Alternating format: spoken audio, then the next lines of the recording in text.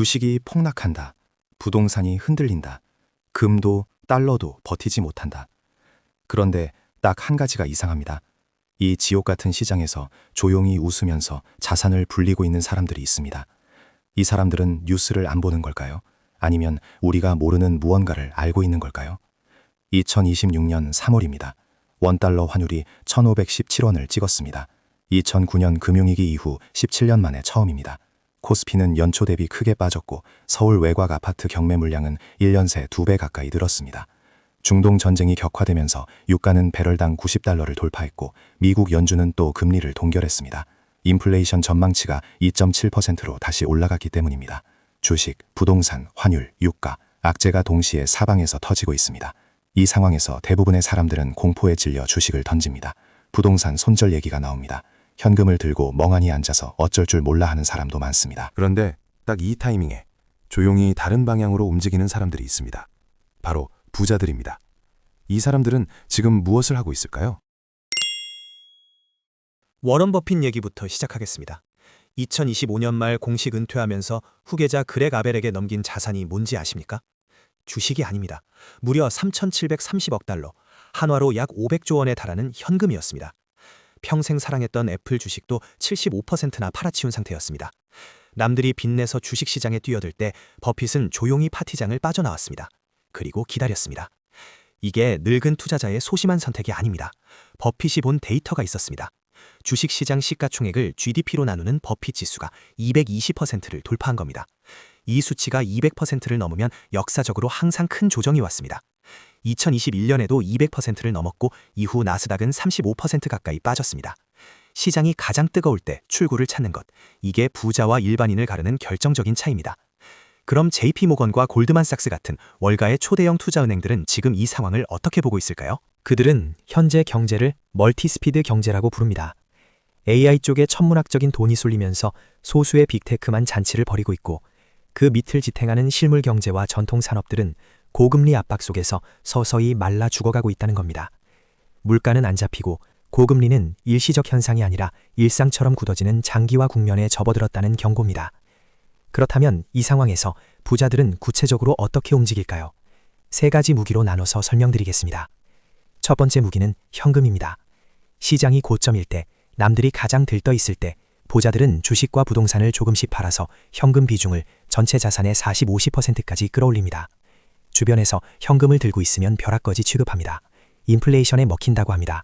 틀린 말이 아닙니다. 그런데 부자들에게 현금은 폭락장의 절대 반지입니다. 세상이 무너질 때 가장 좋은 자산을 가장 싼 가격에 살 수 있는 유일한 무기이기 때문입니다. 총알이 없으면 바겐세일이 열려도 구경만 하다 끝납니다.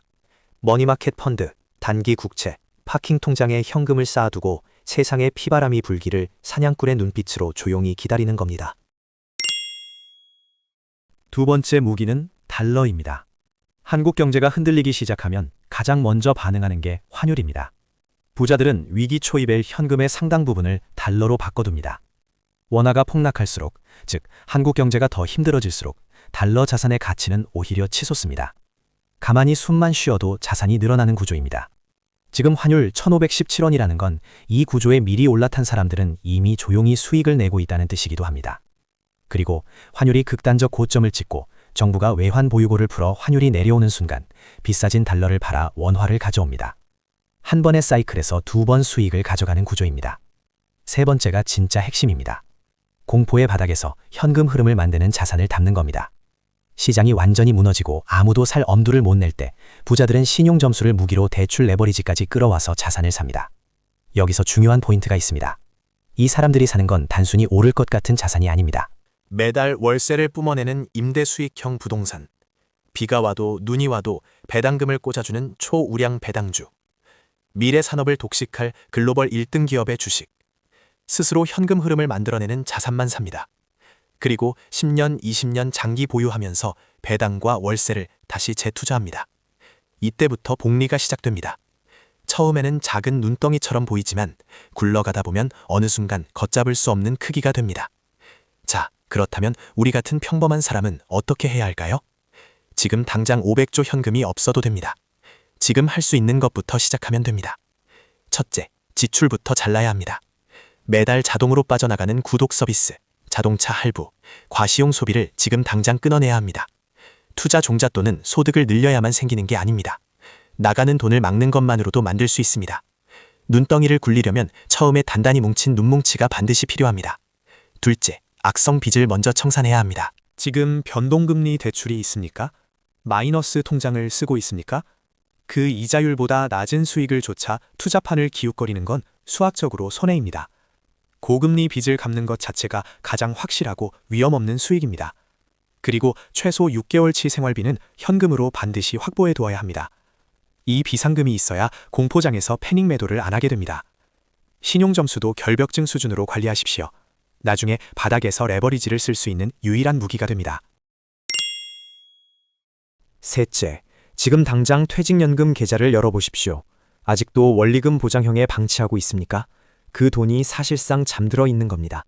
DC형 계좌라면 우량 지수 추종 ETF에 자동으로 쌓이도록 지금 바꾸는 것만으로 10년 후 수천만 원 차이가 납니다.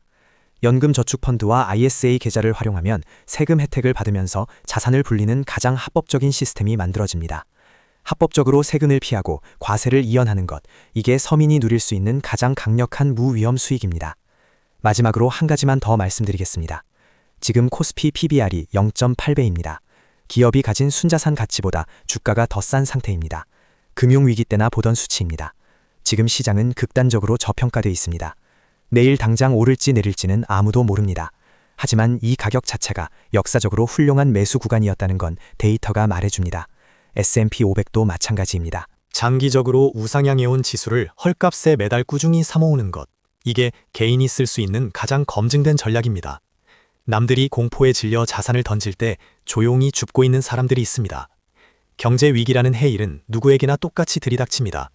그 파도에 휩쓸릴 것인지 그 파도를 타고 부의 반대편으로 건너갈 것인지는 지금 이 순간 어떤 결정을 내리느냐에 달려 있습니다.